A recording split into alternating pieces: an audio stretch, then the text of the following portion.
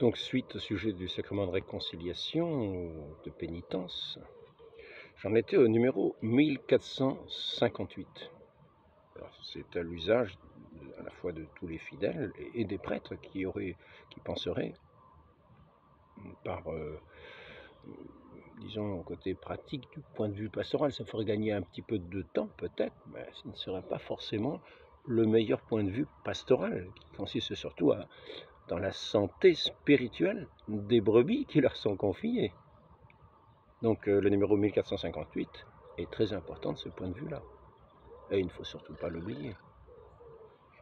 Sans être strictement nécessaire, la confession des fautes quotidiennes, qu'on appelle péché véniel, est néanmoins vivement recommandée par l'Église. Et voici pourquoi.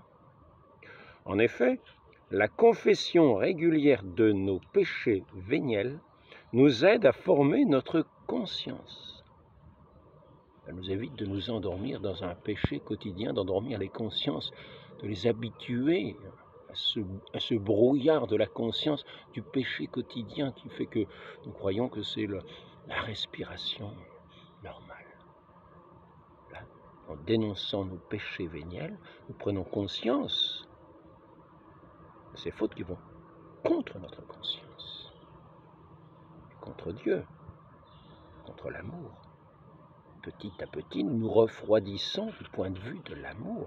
Se refroidir du point de vue de l'amour, quand l'amour de Dieu est infini, c'est très grave. Et nous risquons finalement, à ne plus avancer, de reculer et de tomber. Donc, en effet, la confession régulière de nos péchés véniels nous aide à former notre conscience, à lutter contre nos penchants mauvais. Très important.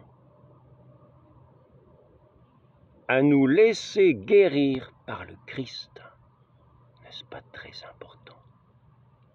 Nous lui montrons chaque jour, peut-être pas en allant tous les jours, mais lorsque nous avons un péché véniel, un péché qui charge notre conscience, qui nous semble, qui nous fait un petit obstacle dans notre rapport à Dieu, allons le confesser, aplanissons le sentier, aplanissons le chemin, rendons droit le chemin pour aller vers notre Dieu, pour lui parler de cœur à cœur.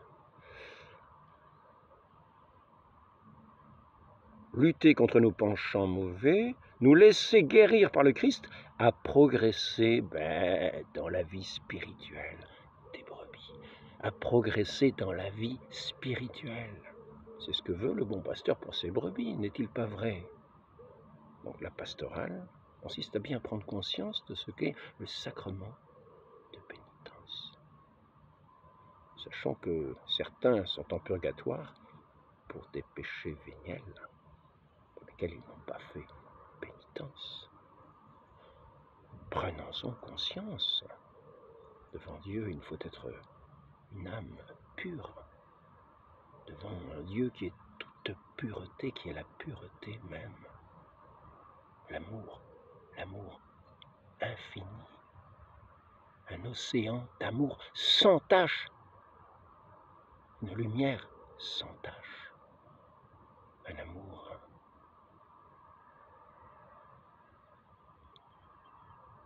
sans atteinte du moindre souffle, fétide, le pur amour. Donc, progresser dans la vie de l'esprit en recevant plus fréquemment par ce sacrement le don de la miséricorde du Père, nous sommes poussés à être miséricordieux comme lui. Nous connaissons nos fautes, nous les confessons très souvent, nous retombons souvent dedans, et nous savons que le prochain n'est pas fait d'une pâte différente de la nôtre. Nous demandons aussi miséricorde pour lui, et nous avons sur lui ce regard que nous portons sur nous-mêmes. Nous, pauvres pécheurs, nous savons que le prochain n'est pas d'un bois incorruptible.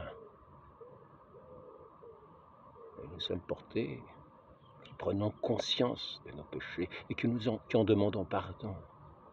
Être miséricordieux pour le prochain. Donc le numéro 1458, utile à tous, à se remettre en mémoire. Très important.